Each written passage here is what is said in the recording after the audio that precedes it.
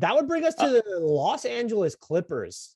The sad sack Los Angeles Clippers, as we record this. Nicolas Batum is not happy, but buy, sell, or holds for the Clippers. I think they're a seller, and that's just the two main reasons are one, their tax situation. They got to trim that, and that's related to the biggest thing, which is it seems like it's possible Paul George and Kawhi Leonard may not play this year. This may be a gap year all of a sudden.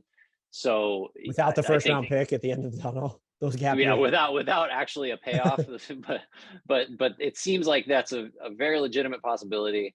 They've got some guys that, like, the thing is I don't know what their goal would be other than trimming tax, and so I'll just jump to it. Like Serge Ibaka is the guy I think is the most likely player to be traded, just because if you cut his 9.4 or 7, I've seen it at 9.4, 9.7 different places.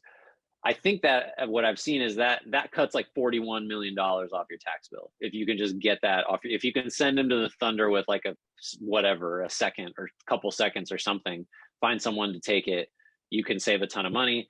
I don't feel bad that Steve Ballmer and the Clippers ownership has to spend a lot of money, but like we're, trying to proceed logically. So yeah, I feel like they're sellers just because the tax and their two best players might not play. But they do have some other contracts I think would be interesting. Like, Bledsoe's got what is it, 18-ish million this year, and then it's like a pretty small guarantee for next year. 3.9.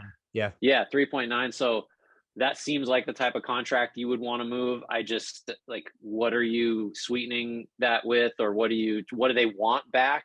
Do they, because if the idea is to trim your tax bill, do you want a longer deal coming back for that? Because that's usually what you'd sort of be after in that situation, trying to provide salary relief for somebody else. So yeah, I don't know. They're sellers to me, but it's kind of hazy just because they weren't set up to be sellers. They were built to be the opposite of this. Yeah, I agree with everything you said too. It has to be Ibaka. Marcus Morris feels like the second most likely guy, just because I think they seem to really like Brandon Boston Jr. And when you do have Paul George and Kawhi Leonard, he is not, let's say, mission critical to the way you're going to play. And especially, I would say teams should be interested in Nick Batum, but he definitely took less money to come back this year. You can't move him. You can't unless he says he's leaving in the summer. Then it's okay.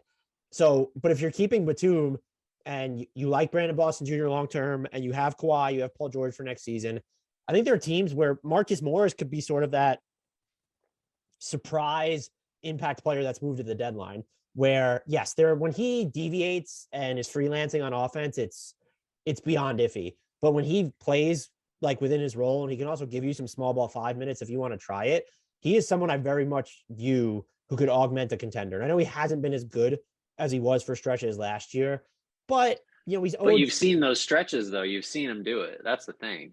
2 years and it's $33.5 million about that he's owed. That might sort of ruin some of his market. But I still think there would be teams that could roll a dice on him. And you could maybe also look at moving Luke Kennard. I don't think his deal, it's aged, I would say, better than it looked when he first signed it, but that's not even a net neutral contract. The question would be, do you look at moving Reggie Jackson? I'd probably say no, because your point guard situation is so bunk. So, and when they were healthy, by the way, I had a talk with someone who covers the Rockets about whether they had the assets to get, using Bledsoe, like to sweeten it and get Eric Gordon. And they do have some Detroit seconds, I believe. And so he said that would be the floor on an Eric Gordon return, but that if he were Houston, he would ultimately do it. But like, they've sort of changed the way you look at it. And you mentioned this with Eric Bledsoe's salary specifically, and maybe even Reggie Jackson's a little bit too. Like, you're not trying to get out from under that deal. He only has one guaranteed season left. And so it's really just cutting this year's tax bill, which would be Ibaka, or I think Marcus Morris gives you some of that immediate relief depending on what you're taking back, and then really some long-term stuff. And I think, look, there are a bunch of teams. I don't know what the cost would be to get him, but he makes sense on, basically every team. Yeah, no, I think, I mean, if Morris were clearly available, I don't think he's in the Barnes Grant tier, but he's right there. I mean, and really, like, unlike those two, he really, I guess Jeremy Grant has played like a little bit of 5, maybe at some point for the Thunder back. I don't know, but Morris has played small ball 5, like in the playoffs for the Clippers when they beat the Jazz. Like, he's definitely succeeded in that role. I worry about his health and his age and all that stuff. But if he were available, I mean, he might be worth a first, like at, protected or like later in the.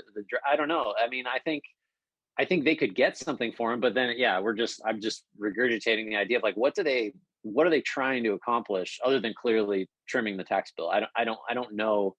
And the other thing is like I don't know if they could get back someone who makes as much sense when everything's put together as he does for the roster, because he clearly is a hugely valuable piece on this specific team for how they want to play, especially in the postseason. You also might have to be cognizant of where you're sending him because you plan on being back in the Western Conference fold next year. So do you still want to, what if the Lakers came calling with the special in their next, Taylor Horton Tucker, Kendrick Nunn, and a first?